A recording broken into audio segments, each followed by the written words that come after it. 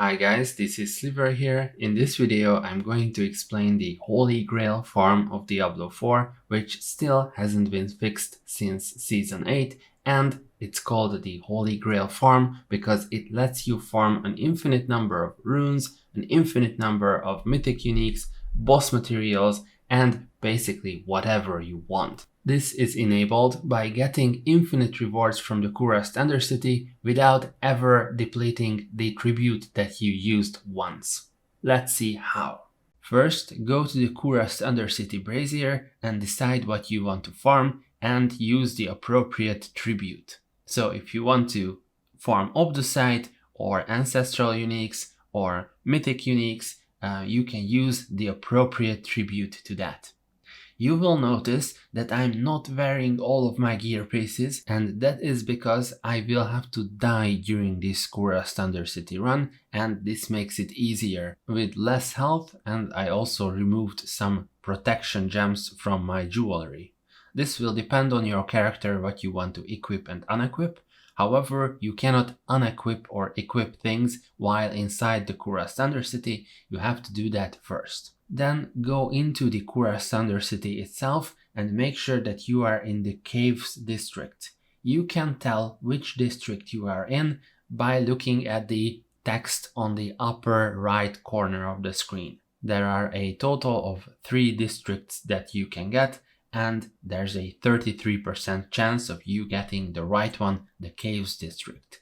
If you get a wrong district, you can just teleport out and start the process all over again, or if you want, you can finish the district that you got first and then try again and try to get the Caves district.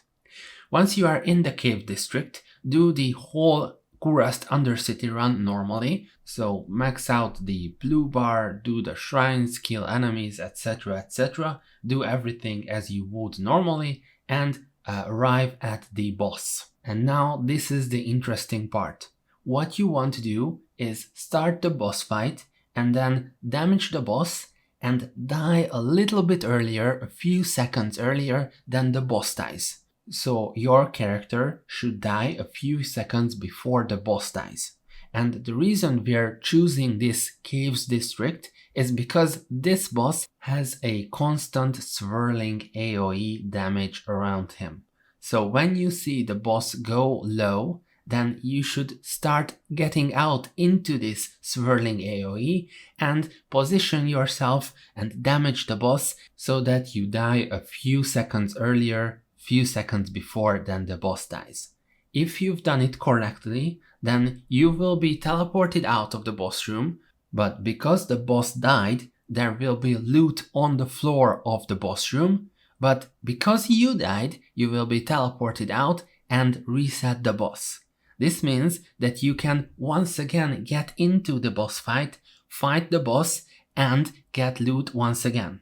And theoretically, you can do this an infinite amount of times. You can get an infinite amount of loot from the chest and reset the boss similarly to this over and over and over again. And if you've used a mythic unique tribute, then you should get multiple mythic uniques. If you've used a rune tribute, then you should get multiple bosses worth of runes, and so on and so on and so on.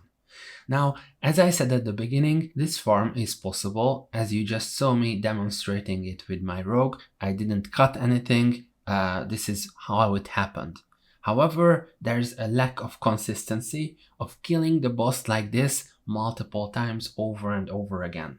It is very difficult to time your character's death and the boss's death at the correct appropriate time.